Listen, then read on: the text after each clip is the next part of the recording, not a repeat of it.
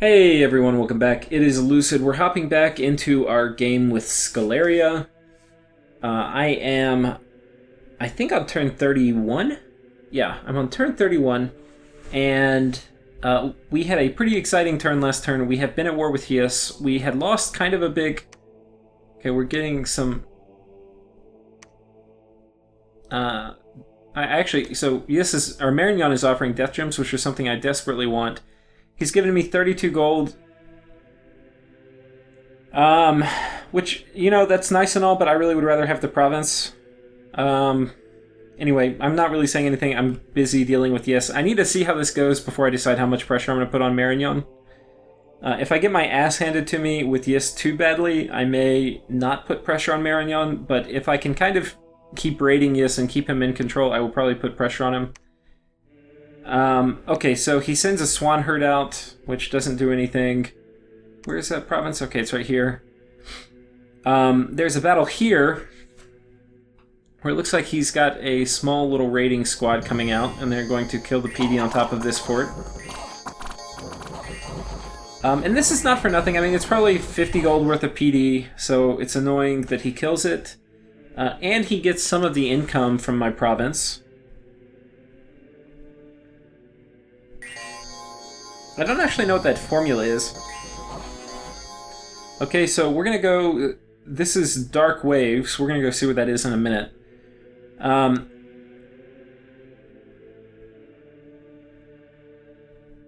Okay, we're pinging this throne here, and it looks to be a pretty easy throne. If we look at it, we've got 2 wizards. One is a fire 1. One is a water 2. Nothing too bad. We can totally kill that. And then our battle in Yes. Let's see what he's got hanging out in front. He did not choose to defend it with his PD, so he's gonna let his PD fall. Which is kind of nice. Once you clear off the initial 25 PD, it's really easy to raid and get on top of it. Which is exactly what we'll be doing. And yeah, now they've routed, and it's basically all over. So we are on top of his fort, which is quite nice. Marignon's attacking Yes here, which Yes is not really defending any of the land, so there's that. And finally, our battle inside of the fort. So let's take a look at what he's got. He's got a bunch of these druids who are probably going to do similar shenanigans as before, like communion up and summon elementals and probably cast Howl. We've got this guy. I'm not sure what he's going to do. I think that one gem is probably for Mist Form. And then this guy is probably going to summon air elementals. And then he's got all these guys. I don't know if they're going to guard commander. That's probably what they're going to do. And just try to turtle. I don't think that's going to work.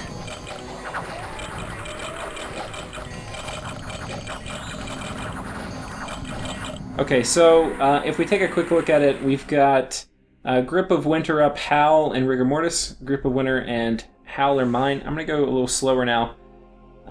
My skeletons are kind of trickling through, which is unfortunate.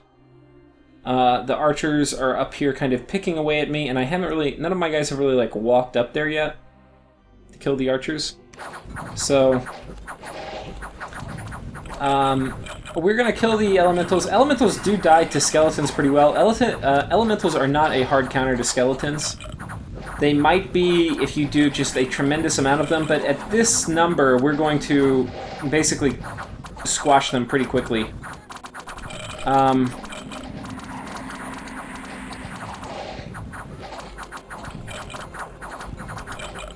You can see our skeletons getting up on the walls, which is quite nice.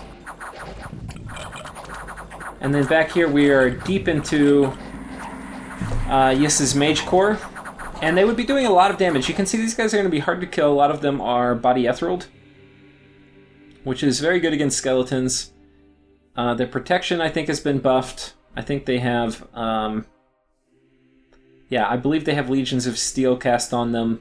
And then these guys are dropping rather strong... Okay, I think it was 2 at the beginning, but I think it was... So I think they were probably dropping Holy 3 banishments for a little bit. But yeah, we've overwhelmed them. We lost a lot of undead on the approach, but there's just so many. And so even though they've killed it, I've got just hordes more waiting to come through the gate.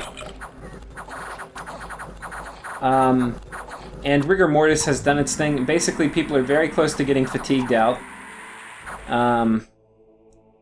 Yeah. Like, basically, everybody except people who are Communion Masters. Like, this guy's not fatigued out because he's a Communion Master. But everybody else is fatigued out. Like, this guy's fatigued out. Everybody's fatigued out.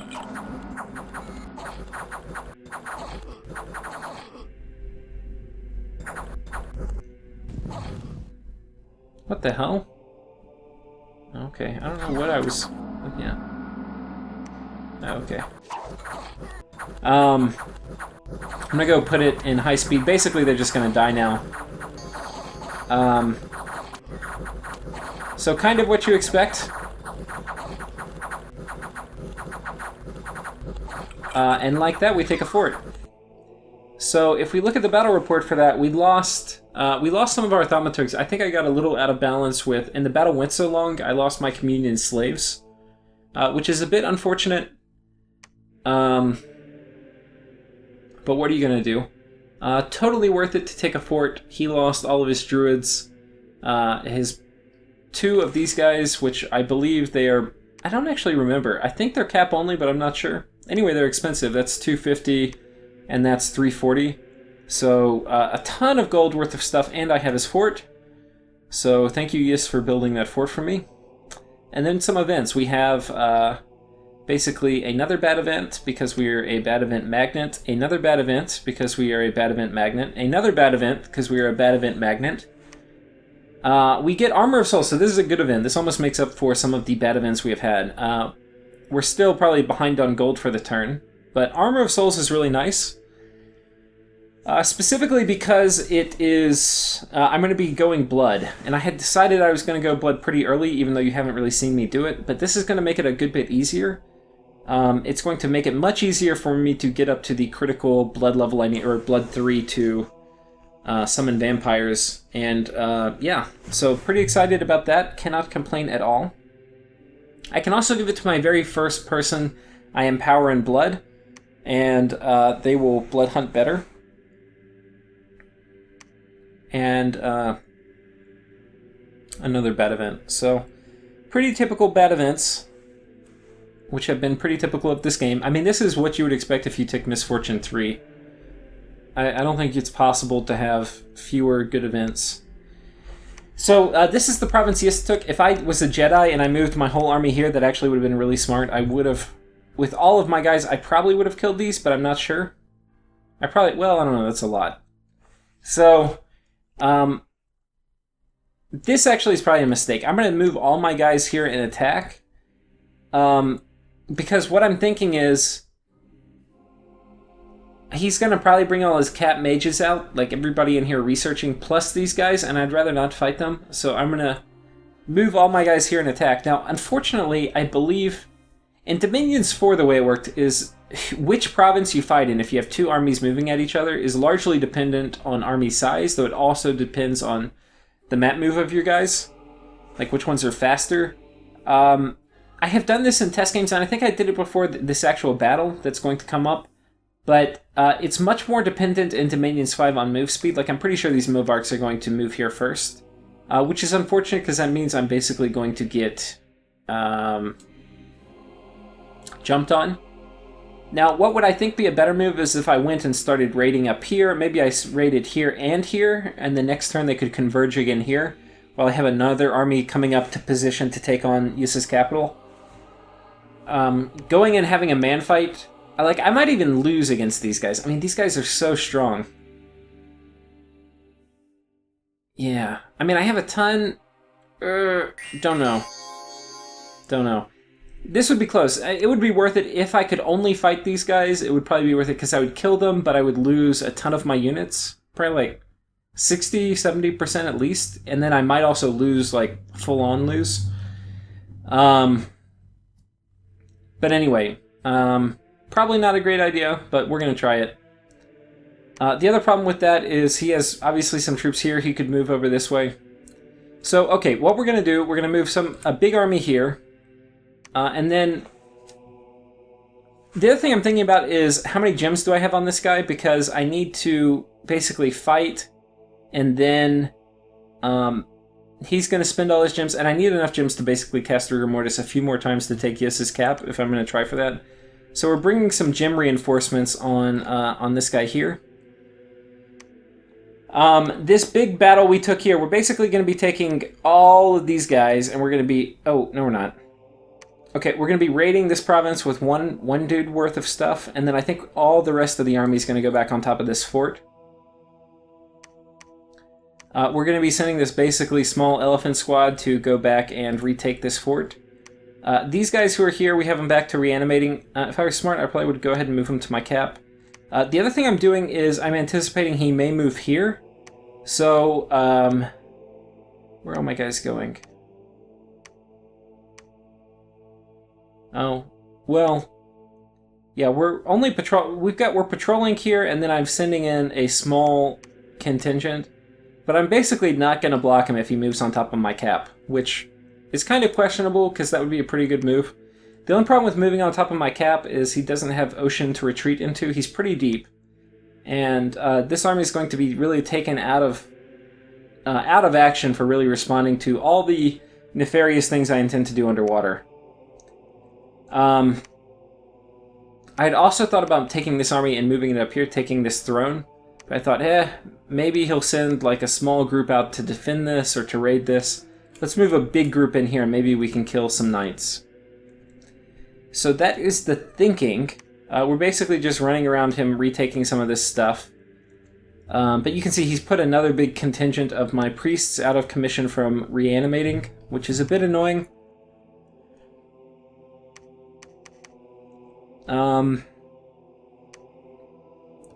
One of the things I'm trying to do, I don't know if you've noticed, I've got more labs popping up, like a lab here, a lab here, a lab here, a lab here.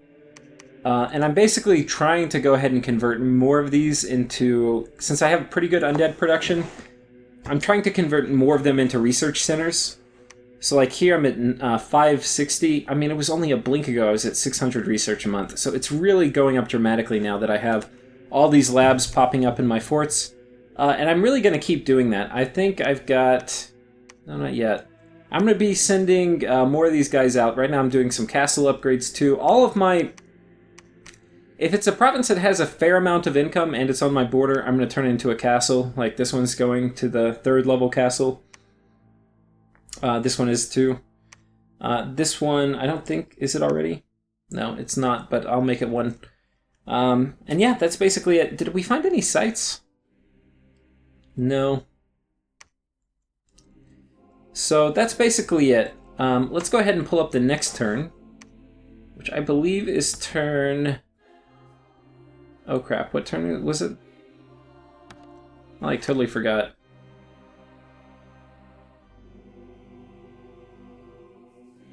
Let's go back, because I'm not really sure what turn we're on. I think this is the turn I was on, but I could be wrong. Okay, this was them. So, oh, by the way, I sent... I did some Diplo. We're going to talk about that before we go to turn 32, which is our next turn.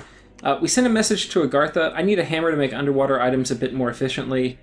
Not sure I'll be able to win versus Yis without more mages underwater. Can I buy one from you? And then I made a deal with Marignon. He sent that message about death gems, and I said, hey, I'll send you some earth gems. I sent him 25. And he's going to send me 25 death gems. And then I sent some earth gems to Man, and I believe Man is going to send me death gems in return. I can't remember exactly what, or maybe pearls. But this will help him build a smasher to deal with Agartha, who has attacked him. So you can see Agartha is running all up in here, and he's got... I don't have any scouts because my scouting network's shit. But basically, the report I've gotten from Man is he's got his Kinbreaker, which is a pretty ridiculously strong... I think we saw him down here earlier, but a ridiculously strong super combatant running around with maybe a Marble Oracle or two. So he's going to make a Smasher, which should make pretty quick work of the Kinbreaker. So anyway, there was a fair amount of Diplo. Most of it was gem trading, and I'm trying to get Death and Astral gems because I need more Mount Kings, and I'm going to need Astral gems later. What next? Okay, turn 32, so this is the next turn. So we got 5 astral gems from Man, we got 48 gold from Marignon again, and then we got 25 death gems from Marignon. Per our agreement, a message has arrived from Agartha. Well, I lost an assault on his capital, but eventually he'll fall. Marignon's getting pretty scary, though. Which I agree. Unfortunately, he and Abyssia decided to kind of dogpile people instead of going after the person we needed them to. So an arrow appeared out of the sky and killed one of our Mound Kings, which is unfortunate. And then another one did and hit Plague Tongue on another Mound King, but this one survived, which is kind of fine. What is it, enchantment? Yeah, Seeking Arrow. It's 4 air gems, so that's kind of annoying.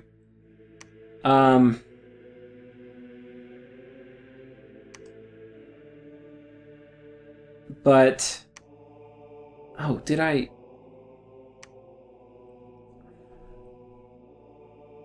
Okay, I just pinged him over here to see what's going on, but there's nothing in there. Here is, I think, a big army. Yeah, this is a pretty big group. So we're going to move these guys over this way. And try to fight them off the fort. I'm hoping the battle will take place in this province. Kind of the same thing. I must have changed my move orders after last turn, because I think last turn I had these guys attacking here. But anyway, you can see I stayed on top of his fort. I cracked it. But, yeah. Let's go through the events. We finished construction, which I think is construction 4. We're going up thaumaturgy. My prophets, powers have left the world. I can make another one. I don't know if I actually did that yet. Huh. Let's take a look at this. Oh yeah, so I moved a bunch of troops in here, expecting he might try to prevent a raid. And this group would be pretty efficient at killing a small raiding squad, but this is a pretty big raiding squad. It's about 400 undead. And you can see our Shark Tribe make pretty quick work of the jellies, and my undead sweep in to finish it. We get a fair amount of water gems out. I don't think these are done with water lenses, so I think those were real gems he spent. So, not horrible, but you can see our guys are kind of getting wrecked. Hopefully my Mound Kings get the Fook out of there, because the Yissi and Movarks are coming for him. Alright, there they go, they run. I may lose one of them. Oh, maybe not. Where are we? Is this one? Yeah, so I didn't lose any of my Mound Kings, which is all that's important. And we killed some Flame Jellies, which, if we look at the spell... Wait, where the hell are Flame Jellies?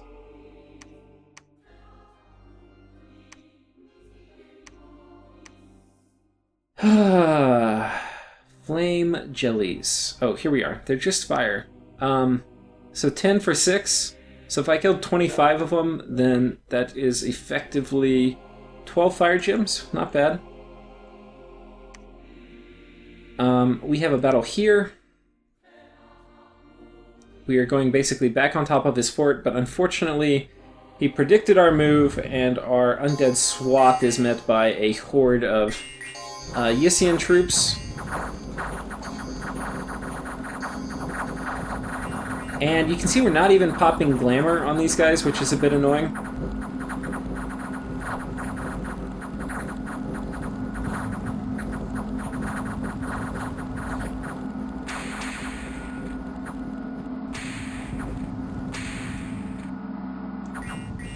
Yeah, so if we look at that one, I lost 2 of my Mound Kings, I killed his Flame Jellies, I killed some Sea Trolls, which these guys cost upkeep, so he probably wasn't too upset to see them. Oh no, but he summoned them, he didn't get the Sea King. So, yeah, anyway, we did some damage. Not sure if it was a great trade, but it was okay. And then here we see Yiss attacking me. He's using one of these guys, which is actually really dangerous. If I have any of my Rotarius out patrolling, they will pretty much solo kill him. But I just have a bunch of shit, so I don't think that will work. Does he have air shield? No, just misform. Yeah, he's probably gonna just wreck my dudes.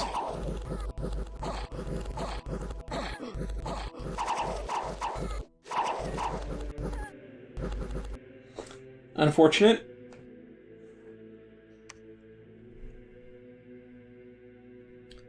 And you can imagine how much worse this would be if I was fighting him and he kept all his lands. So Marignon backstabbing him has really crippled him. He would have had way more resources to fight me if this were a 1v1. But basically giving up all that land to Marignon, which it probably made sense for him to do because I think he needed all these troops to defend, has made him far weaker, and he would be bringing a lot more to bear in these fights if it were just me and him, and he had all of those land resources. We see Yis attacking Man. And basically, this is the old Skelly spam that we know so well from MA Satis. And, yeah, it looks like he takes that fort. So, quite nice. Okay, we contain one of the plagues. So this is one of the events that will actually end the plague stream for that province. So that's kind of nice. Traveler's Rest, the plague is gone. And then we found some death gems in the wreck of a sunken ship. Where's that? Often that means there's a ship here. Or no, it doesn't. I can't remember. I thought that's an event that happens when there's a sunken ship present, but if I've site-searched it for death, it is unlikely that there is a ship there. Do we find any more sites?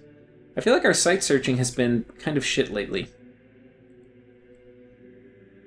We went through the events. You can see tons of infrastructure coming up.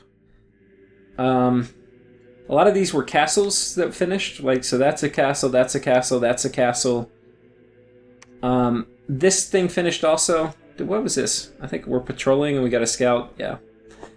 So this finished. We're building a fortress here. I do have a temple, so we're going to crank out cultists. And, yeah. Sorry, it's my dog outside if y'all hear that. He's jumping at the fence. That's probably my neighbor.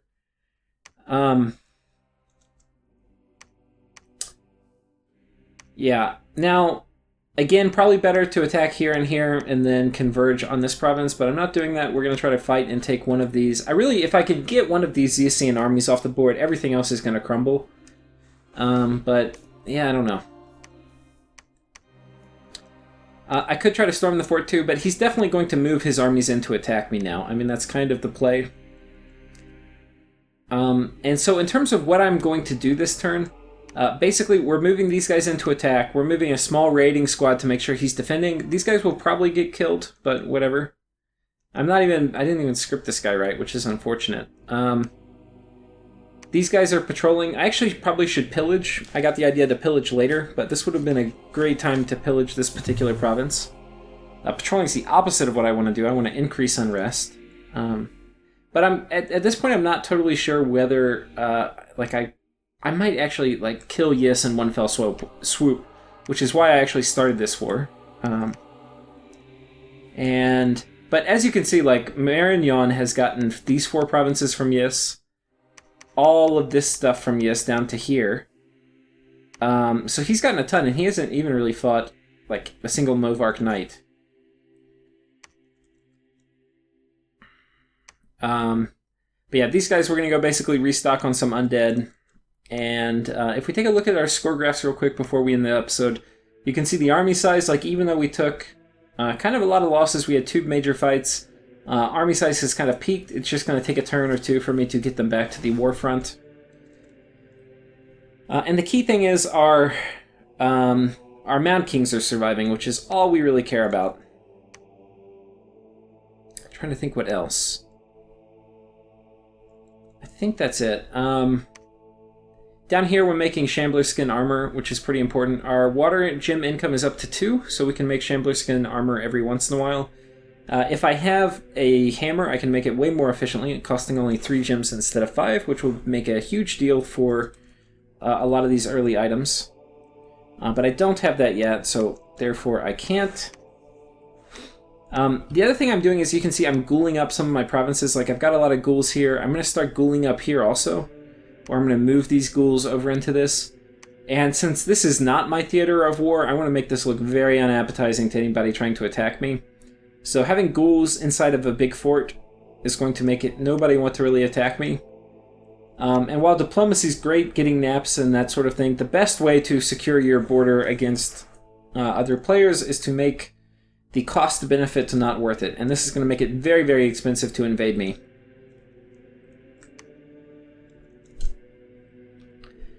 The nice thing is, a lot of times if you play Lanka or other nations where you have access, or, you know, the pop kill nations where you have access to make ghouls, a lot of times you'll do it and then you'll kind of kill the population off, like there's nothing left. The nice thing about this is I have really good scales, I took growth, so I can ghoulify a lot of people and it hardly makes a dent in my income. Like, you can see I did all of this ghoulifying, and if you look at my income, there's really no dip from any ghoul creation. And part of that's because I'm raiding and getting some money, but a lot of that is just because the natural growth and whatnot that I have through my whole empire really marginalizes losing, 400 or 500 population from making ghouls for a couple turns. And I haven't really done the math, but I'm pretty sure the cost of losing some population, you're going to lose some income over time. So it gives ghouls an effective upkeep, but I'm pretty sure in terms of wall hold-up ability, it's way less effective upkeep than having real troops. But I could be wrong. I haven't done the math, but I assume it's so.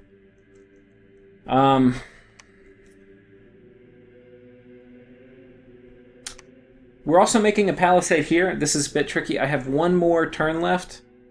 I don't know if he's scouted it. If he has, he's got a pretty big army here. I think he's probably going to try to take me off of his cap, so it's unlikely. But he does have a dude here, so I'm going to move in some more troops, which hopefully will be enough to kill him. We're going to send in our anti-raiding squad here. Our anti-raiding squad here, I think, also was effective. And yeah. Oh, what happened here? Did we find a scout? Oh, Marignon with a little assassin. Marignon's got assassins all over the place.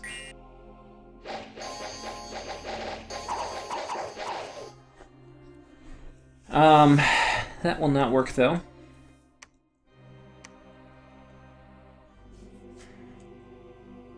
That's one of the other nice things about being an undead nation with tons of chaff.